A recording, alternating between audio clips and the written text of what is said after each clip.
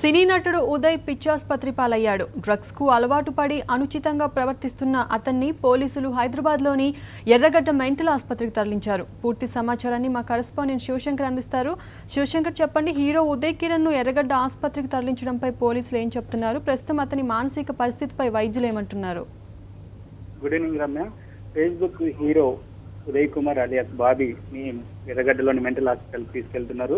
అయితే అతను చెంచల్గూడ జైల్లో శిక్ష అనుభవిస్తున్న నేపథ్యంలో అతను ఈ రోజు కోర్టుకు హియరింగ్ నేపథ్యంలో కోర్టుకు హాజరయ్యాడు. జడ్జి ముందర కూడా పొంతన లేని సమాధానాలు చెప్పడము, మానసిక పరిస్థితి బాగాలేని వ్యక్తిగా ప్రవర్తించడంతో జడ్జి ఆదేశం జారీ చేశాడు. అతన్ని పిచ్చాసుపత్రిలో చూపించాల్సిందిగా పోలీసులకు పేర్కొనడం జరిగింది. అయితే ఈ నేపథ్యంలోనే అతన్ని కస్టడీకి తీసుకున్నటువంటి పోలీసులు ఎర్రగడ్డలోని మెంటల్ హాస్పిటల్కి తీసుకెళ్లే ప్రయత్నం చేస్తున్నారు.